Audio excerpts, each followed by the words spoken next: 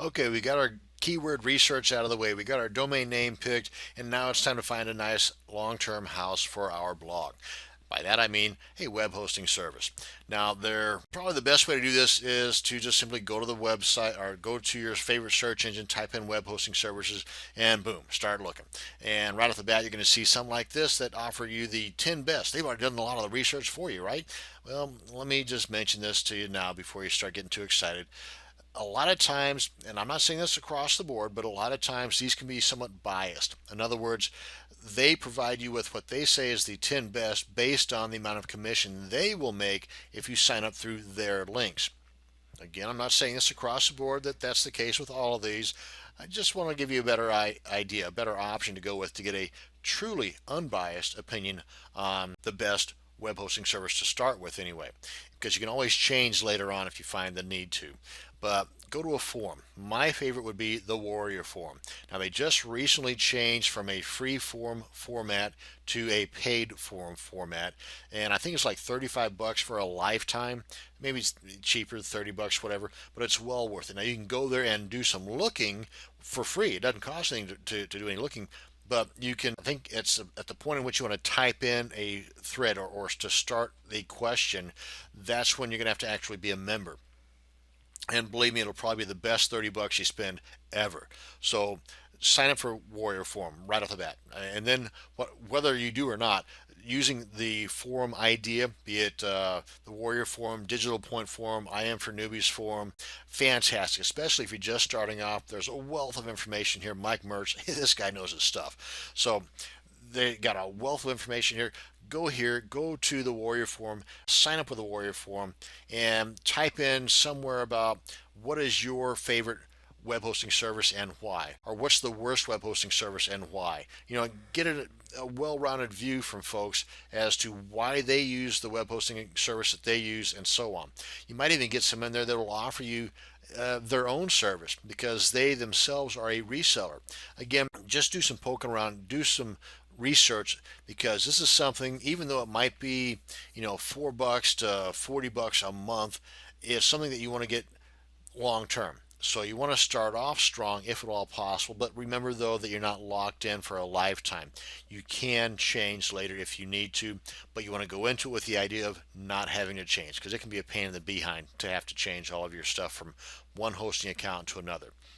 I know from personal experience, from recent personal experience at that.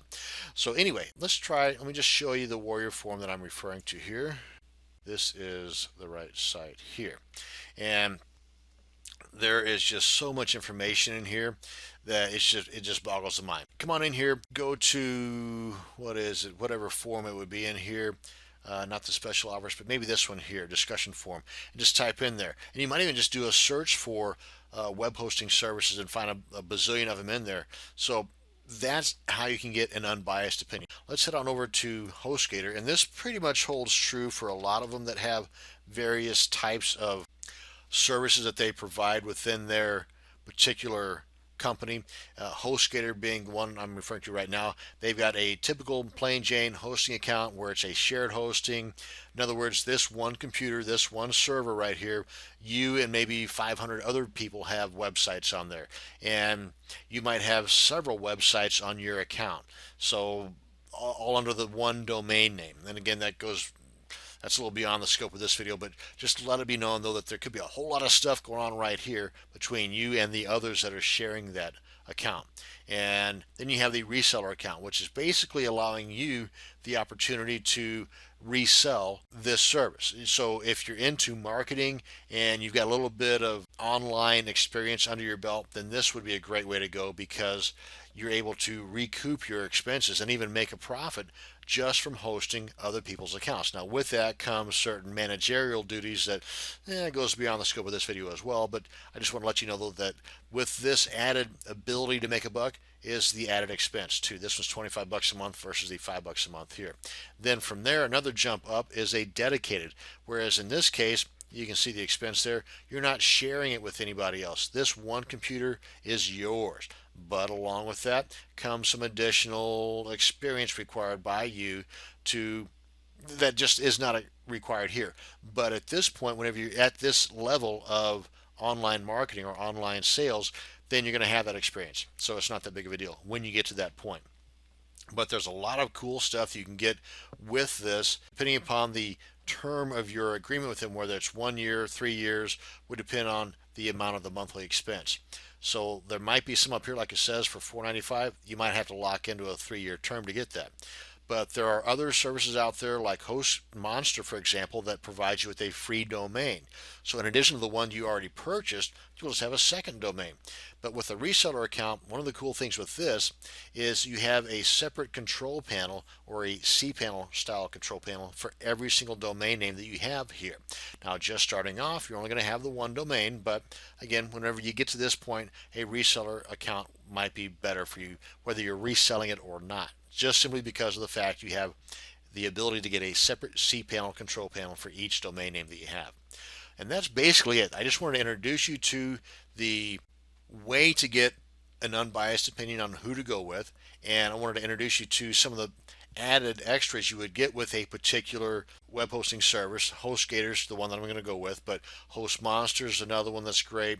Again, don't take my word for it. Do your own little bit of research. It won't take that much. Just hit up the forums and you'll find out.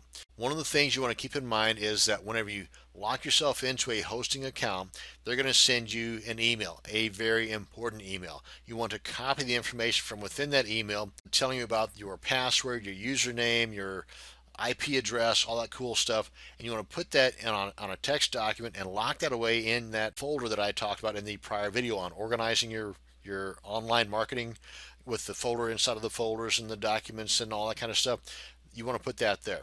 So that way you've got the information needed to log into your cPanel, to create your FTP client, and all these are things we're going to get into in upcoming videos. But next up, I'm going to show you how to quickly, using Namecheap anyway, and it pretty much is the same with any other domain name registrar, but how you can quickly change your name servers from the domain registrar to your hosting account. That's going to bring us to the end of this video.